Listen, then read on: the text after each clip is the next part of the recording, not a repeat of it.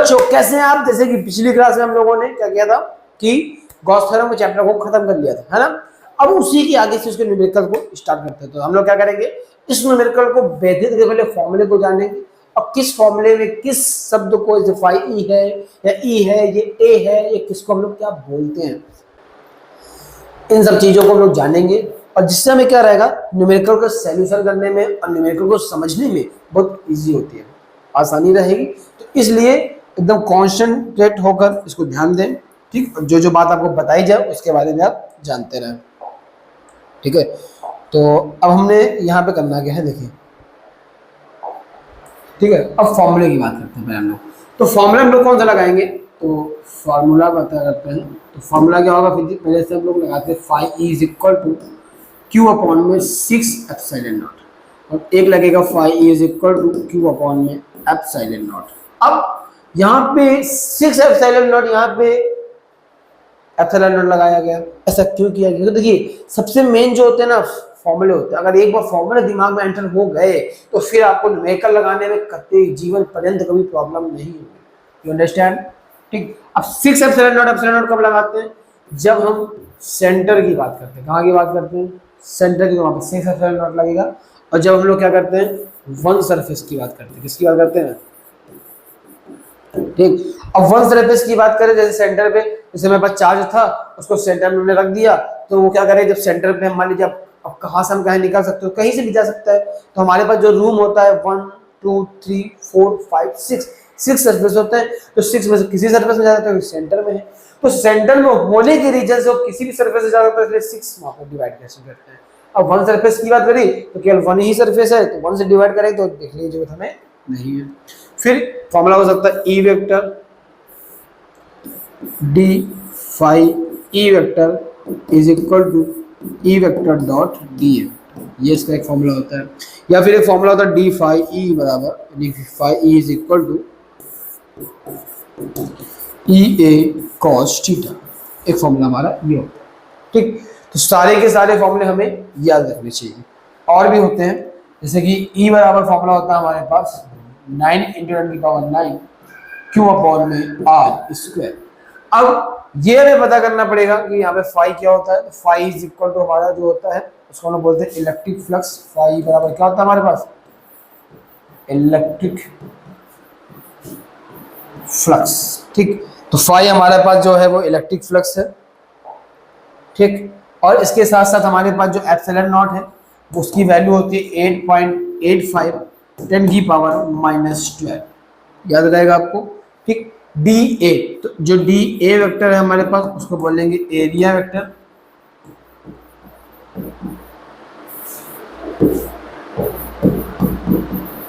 जो है वो हमारा क्या रहेगा, एरिया वेक्टर। और जो ई है हमारा वो इलेक्ट्रिक फील्ड इंटेंसिटी है।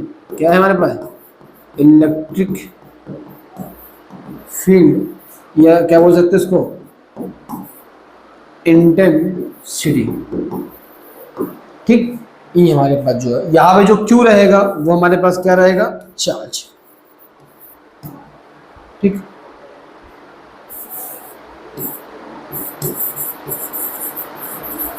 ठीक। फिर इसके बाद सारी चीजें आपको पता है, आर हमारे पास रेडियस है, ठीक। तो इसमें आपको कोई प्रॉब्लम नहीं होगी। अब सबसे मेन जो है यही पेज होता है। इसके बाद देखिए न्यूमेरिकल में क्या होता है ना, आप कुछ भी सब्जेक्ट लिए हो, आप मैथ लिए हो या फिर बायो लिए हो, कोई डिफरेंट नहीं आएगा। देखिए अभी 2025 का नीट का एग्जाम भी हुआ है, तो उसमें जो फिजिक्स आई आपने देखा होगा, एकदम हार्डेस्ट, एकदम टफ। तो इसलिए आपसे भी यही रहेगा कि फर्स्ट ईयर एंड इंटर की जो फिजिक्स है एकदम परफेक्ट तरीके से रेडी कीजिए, जिससे क्या रहेगा कि आपको आगे के एग्जाम में भी कोई प्रॉब्लम ना हो, ताकि आप जेईई या नीट कोई भी एग्जाम देते हैं टफ से टफ एग्जाम कर सकते, क्वालिफाइड कर सकते। तो आपको पहले सबसे मेन जो चीज पढ़ाया जाए अभी, वो सारी चीज कहाँ रखनी है, माइंड में रखनी, ताकि इजी रहे। तो हमें पता है कि फाई को क्या बोलते हैं, एप्सिलॉन नॉट को क्या बोलते हैं, डीए को क्या बोलते हैं, ई को क्या बोलते हैं, क्यों। सबसे मेन जो है वो यही है, क्योंकि कुछ बच्चे क्या करते हैं, न्यूमेरिकल तो लगा लेते हैं, सोल्यूशन कर लेते हैं, अगर वो कोई वैल्यू लिखकर दे दे तो। अब हम आपको वैल्यू लिखकर नहीं देते हैं, हम केवल वैल्यूज तो वहां पे आती नहीं है, वहां पे पूरा क्वेश्चन होता है ना, उससे आपको वैल्यूज निकालनी होती है।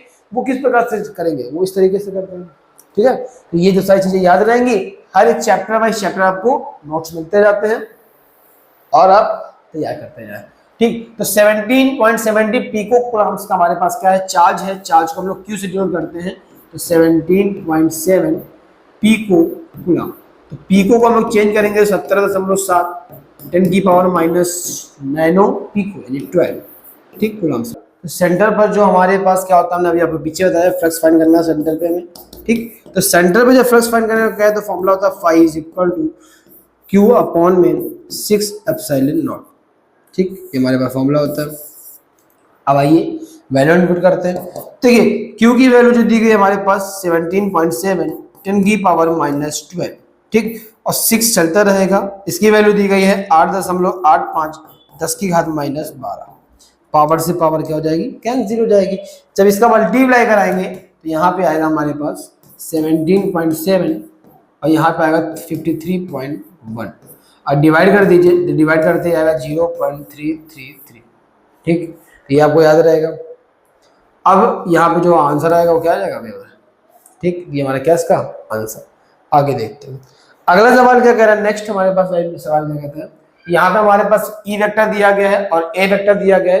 तो जब वेक्टर फॉर्म में दिया गया है तो हमें फाई ई फाइंड करना है, इलेक्ट्रिक फ्लक्स। अभी पीछे हमने आपको बताया कि फाई ई बराबर होता है E vector dot D A vector. D A vector बोले या ए वेक्टर, दोनों एक ही बात है, ठीक है। आपको पीछे की सारी बातें याद रहनी चाहिए, ठीक है। फिर ई हमारे पास जो दिया गया है वो दिया गया है 2i cap plus 3j cap plus 4k cap, okay, dot. फिर ए जो दिया गया वो दिया गया 8j कैप। अब आपको पीछे का कुछ चीजें याद होनी चाहिए कि कभी भी जो मल्टीप्लाई करते हो हमेशा आई वाले का आई वाले के साथ कराते हैं और जे वाले का जे वाले के साथ कराते हैं, जिससे एक आता, के वाले का के का कराते हैं, ठीक। कभी भी किसी अदर से नहीं कराते, अदर से कराएंगे तो जीरो हो जाता है। जैसे 8 का 2 से कराएंगे 8 दूनी 16, बट आई का जब जे से कराएंगे तो इसमें कोई है नहीं, तो जब नहीं हो तो जीरो हो जाता है। प्लस 8 का 3 से कराएंगे अतिरिक्त 24 24, जे का जैसे जब अतिरिक्त मल्टीप्लाई में आता है 1 तो बड़े 1 आ जाएगा। प्लस 4 का कराएंगे 8 का 8 32, पर के का जे से कराएंगे तो फिर क्या हो जाएगा 0, तो इसका भी 0 ये भी 0, तो ये हमारे पास 0 प्लस 24 प्लस 0 ये हमारे पास हो गया। तो हम लोग क्या करेंगे, जैसे इसको करें तो 24 हमारा ये क्या आ जाएगा आंसर, याद रहेगा, ठीक। नेक्स्ट सवाल की ओर बढ़ते हैं। तो कह रहा है कि 4500 lines are going inside the area of a value. 2500 lines अगर किसी वैल्यू के अंदर एंटर करती है, तो हमने आपको पढ़ाया था, एक पीछे में नोट्स था चैप्टर में, कि जब किसी सरफेस में लाइन्स जो क्या करती है एंटर करती है वो नेगेटिव, और जो बाहर निकलती है वो क्या होती है पॉजिटिव। एंटर यानी एग्जिट, जब एंटर करेंगे तो अब ये होती है नंबर ऑफ जो लाइन्स होता है वो फ्लक्स होता है हमारा इलेक्ट्रिक फ्लक्स की जो नंबर्स है वो टोटल, ठीक है। नंबर ऑफ लाइन्स जो है हमारे पास फ्लक्स की, वो हमारी क्या होता है इलेक्ट्रिक फ्लक्स। देखिए आपको पता है ये एंटर हो रही है, तो एंटर होती है माइनस के साइन लगाएंगे, ये वाली टर्म बाहर निकले तो प्लस का रहेगा, ठीक। तो हम दोनों को ऐड करेंगे तो हमारा हो जाएगा 24, ये माइनस हो जाएगा, जैसे माइनस करें तो माइनस का 200 आ जाएगा, ठीक। अब हमने क्या किया, हमसे क्या कह रहा है कि बेटा क्यू फाइंड कीजिए, तो क्या बोल रहा है चार्ज निकालना है हमें, ठीक। तो फॉर्मूला पढ़ रखा है फाई इज इक्वल टू, अब यहाँ पे सेंटर वाला फॉर्मूला नहीं लगाएंगे, डायरेक्टली नॉर्मल फॉर्मूला, ठीक है। तो फाई ई कितना दिया गया हमारे पास, फाई हमारा जो यहाँ पे दिया गया माइनस का 2000 बराबर क्यू 8.85 10⁻⁻12, ठीक। फिर क्यू बराबर जो आता है वो आता है हमारे पास कितना 8.85 10⁻⁻12, ठीक। इनटू में कितना आ गया हमारे पास 2000, ये जीरो एक और है, ठीक है। अब जैसे देखिए वो 3 जीरो है, ठीक, ये प्लस के ये माइनस के कैंसिल हो गए 3 जीरो। देखिए सिंपल सी बात है, इसका मल्टीप्लाई करें तो 17.7 आएगा, फिर 12 में 3 का 10⁻�9, ये इसका क्या आ जाएगा चार्ज का आंसर, ठीक। नोट कर लीजिए फटाफट। देखिए जल्दी स्क्रीनशॉट लेते जाइए क्या रहिए, और बाद में हम इसको डायरेक्टली नोट करेंगे, वीडियो को पॉज करके भी आप नोट कर सकते हैं, ठीक है। तो क्योंकि ज्यादा से ज्यादा हम लोग को क्या करना होता है कंप्लीट करना होता है, okay. The radius of a centre circular flat plate in 0.1 metre, यानी कि जो हमारे पास डिस्टेंस दी गई है वो r बराबर दिया गया है, रेडियस दी गई है क्योंकि, तो हमें कितनी दी गई 0.1 मीटर, ओके। फिर इलेक्ट्रिक फील्ड ऑफ इंटेंसिटी 10 की इलेक्ट्रिक फील्ड दी गई तो E बराबर दिया गया 10 की पावर 4 न्यूटन पर कूलम। ठीक है, फिर आगे क्या कह रहा है, angle of the 30 degree with the direction of the field. ठीक, प्लेन के साथ जो क्या बना रही है, 30 डिग्री का एंगल बनाती है। देखिए एक चीज हमेशा मान रखिए, डायरेक्टली एंगल बोले कि इतने डिग्री का एंगल बनना है, डायरेक्टली 30 डिग्री से दिया गया तो वो ले लेंगे, बट उसने बोला प्लेन के साथ वो एंगल बना रहा, सरफेस के साथ। जब भी हमने पीछे इलेक्ट्रिक फ्लक्स पढ़ा था, देखिए जैसे कि यहाँ पे हमने कैसे इलेक्ट्रिक फील्ड में पढ़ा था हम लोगों ने, कि जब इलेक्ट्रिक फील्ड लाइन जाती है वहां पर जो सरफेस है अगर इस प्रकार से, ठीक, तो अगर जितना भी अगर परपेंडिकुलर था तो वहां पर थीटा हमने 0 ले रखा था, परपेंडिकुलर में तो थीटा 90 होता बट 0 था, और जब पैरेलल था तो वहां पर थीटा हम लोगों ने 90 ले रखा था, क्योंकि उसकी डायरेक्शन देखा था। क्योंकि हमें मतलब नहीं है कि सरफेस की कैसे प्लेस्ड है, मान लीजिए perpendicular but electric field direction तो इस डायरेक्शन में थी, उसका एरिया वेक्टर भी सेम डायरेक्शन में था, दोनों डायरेक्शन क्या थी, सिर्फ दोनों की डायरेक्शन सेम होने के रीजन से हमने पैरेलल ले लिया, परपेंडिकुलर था तो 90 डिग्री का एंगल डिफरेंट हुआ। क्यों? क्योंकि जो एंगल था वो था 90 बट हो गया 0, तो यानी 90 में लेस हुआ ना। तो जैसे कि यहाँ पर एंगल तो 30 है बट हम लोग क्या करेंगे, एंगल को 90 से क्या करेंगे, लेस करेंगे, तो कितना आ जाएगा हमारे पास 60 होगा। तो एंगल जो मेन आ जाएगा वो कितना आ जाएगा 60। कब करना है ऐसा, with the direction of the electric field, plate के साथ क्या करें जब वो एंगल बनाता है, ठीक है, सरफेस के साथ। तो यहाँ पे हम लोग क्या करेंगे, हमें क्या निकालने को बोल रहा फाई ई, तो फाई ई का पीछे हमने फॉर्मूला बताया कि फाई ई बराबर होता है ई ए कॉस थीटा। तो यहाँ पे लगाएंगे तो फाई ई बराबर ई ए कॉस थीटा, तो ई जो दिया गया वो दिया गया 10 की पावर 4, ठीक, जो ए दिया गया वो हमारे पास दिया गया पता नहीं है तो पाई आर स्क्वायर रखेंगे, पूरे कॉस की कितनी रखेंगे यहाँ पे 60, ठीक है, तो कॉस रखेंगे कॉस 60, ठीक है। तो यहाँ पे आएगा 10 की पावर 4, पाई की वैल्यू थी 3.14 इंटू आर कितना रखना है 0.1 इंटू 0.1 और इसकी वैल्यू होगी 1/2 हो जाएगी, ठीक। तब देखिए पॉइंट्स कितने 0 बढ़े 20 से 20 कैंसिल, ठीक, 3.214/2, ठीक, 10 की पावर यहाँ कितनी बची है हमारे पास 2 हो जाएगा। तो अब देखिए अब इसका हम डिवाइड कर लेते हैं, तो डिवाइड करते हैं, काम कर लीजिए, देखिए ये 20 लिखा हुआ इसको ऐसे लिखते हैं, 2 0 हो गए, काट दीजिए 50 मल्टीप्लाई कर लीजिए, 5 4 जा 20, 0 का ही लगेगा 2 का ही लगेगा, मतलब सॉरी 5 इन 5 5 2 7 और 15, तो ये इसका क्या आ जाएगा आंसर, ठीक है। लेकिन एक 0 भी है तो साथ में जो पॉइंट है वो एक थोड़ा पीछे आ जाएगा 57 पॉइंट, ये इसका क्या रहेगा आंसर, ठीक है। तो यहाँ तक आपको कोई दिक्कत नहीं होनी चाहिए। देखिए अगले पॉइंट की बात करते हैं कि the electric flux passing through a Gauss flux is the volume of 10,000 दिया गया हमारा पर, तो फाई ई बराबर जो हमें दिया गया है 1000 न्यूटन मीटर स्क्वायर पर कूलम, ये दिया गया है, ठीक। चार्जेस इनसाइड द पेज, यानी कि क्या निकालना है हमें, क्यू फाइंड करना है, तो phi is equal to formula क्या होता है हमारे पास, क्यू अपॉन में एप्सिलॉन नॉट, है ना।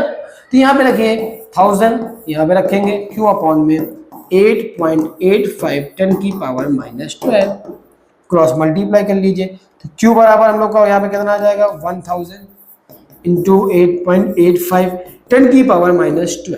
अब जैसे मल्टीप्लाई 3 0 ये 12 ये हो गया, तो 8.85 10 की पावर -3 0 करेंगे इसमें 30 में, ठीक, तो माइनस हो जाएगा, तो माइनस करते हैं यहाँ पे जो आंसर आएगा वो आएगा हमारा माइनस करना है, ये हमारा इसका क्या है इलेक्ट्रिक फ्लक्स चार्ज का क्या है आंसर, क्यों खुला मतलब, ठीक। नेक्स्ट सवाल देखते हैं, तो हमारे पास नेक्स्ट सवाल क्या कहता है कि यहाँ पे बोल रहा है कि ई वेक्टर बराबर दिया गया है 3/5 epsilon not I cap 4/5 epsilon not J cap, epsilon not की वैल्यू दी गई 1000, तो हम लोग इनपुट कर देते हैं 3/5 इंटू 1000 आई कैप प्लस 4/5 इंटू 1000 जे कैप। तो एक काम करिए ये काट दीजिए, ये 0 से 2 कैंसिल, यहाँ से ये कैंसिल, देखिए 3 0 0, तो ये देखिए अब एक चीज 0 नहीं आएगा, यहाँ पे 5 से काटा ना 10 को, तो 2 आएगा, 5 दूनी 5 3 2 से 6 और ये 00 हो जाएगा, और साथ में आई कैप प्लस 2 यहाँ बचेगा, तो देखिए 4 2 8, यहाँ पे आएगा 00, ये आ गया जी कैप, हो जाएगा। यहाँ पे हमारे पास आ गया ई वेक्टर आ गया। अब लेकिन एक चीज और सुनिए, 0.1 का हमारे पास एरिया दिया गया है, तो 0.1 मीटर स्क्वायर का क्या हमारे पास एरिया, लेकिन वाईजेड सरफेस पे। आपको ये बात पिछली याद करनी पड़ेगी फर्स्ट ईयर वाली, कि यहाँ पे हमारे पास एक्स सरफेस होता है, वाई सरफेस होता है, वाई एक्सेस जेड एक्सेस होता है। एक्स में क्या होता है, यहाँ पर आई कैप होता है, वाई में जे कैप होता है, जेड में के कैप होता है। तो जो कि जिस एक्सेस की बात करेंगे उसके अलावा थर्ड एक्सेस लेते हो वही वाली परपेंडिकुलर होती है। तो वाई और जेड की जो परपेंडिकुलर है वो क्या है हमारे पास आई, यानी कि जो एरिया दिया गया है, जो ए दिया गया है, उसके साथ हम लोग क्या लेंगे यहाँ पे आई कैप लेंगे मीटर स्क्वायर। आई कैप इसलिए क्योंकि जो भी एक्सेस दी गई है उसके जस्ट अपोजिट जो एक्सेस होती है उसको लिया जाता है, परपेंडिकुलर जो एक्सेस होती है। जैसे कि वाई और जेड बोला है, तो वाई और जेड के जो होगी एक्स होगी, एक्स पर आई कैप होता है। ठीक, ए पता तो इसमें वेक्टर लग जाएगा। क्यों लग जाएगा, क्योंकि आई कैप आ गया। तो ई फाइंड करना है, तो ई वेक्टर डॉट ए वेक्टर, तो फॉर्मूला हमारे पास बन गया। यहाँ पे ए जो दिया गया है वो दिया गया 60, ई दिया गया 60 आई कैप प्लस 800 जे कैप, ठीक, इनटू अब यहाँ पे जो ये दिया गया वो दिया गया 0.1 आई कैप। अब मल्टीप्लाई करते हैं, देखिए आई का मल्टीप्लाई आई से करते हैं, जे से कराते हैं 0 हो जाएगा, तो इसका मल्टीप्लाई जब इससे कराएंगे तो ये आ जाएगा 60, और बाकी आई का जब आई से कर देंगे क्या आ जाएगा 1, और इसका जब करेंगे तो हो जाएगा 80, पर आई का जे से करेंगे कितना आ जाएगा 0, 0 0 होना ही है, इसके लिए कितना आ जाएगा 60 आंसर आ जाएगा। ठीक है, तो न्यूटन मीटर स्क्वायर पर कूलम, ये इसका क्या रहेगा आंसर रहेगा। कोई दिक्कत यहाँ तक? ठीक है, तो बेटा अब यहाँ के सवालों को हम लोग नेक्स्ट क्लास में आगे टॉपिक में पढ़ेंगे। देखिए अब जितना कंटिन्यू लगातार फिर इसके ऊपर ध्यान देंगे उतने बेटर होती जाएगी, दिन ब दिन अच्छी होती जाएगी। दोस्ती करना सीखे इससे। चलिए मिलते हैं नेक्स्ट क्लास में।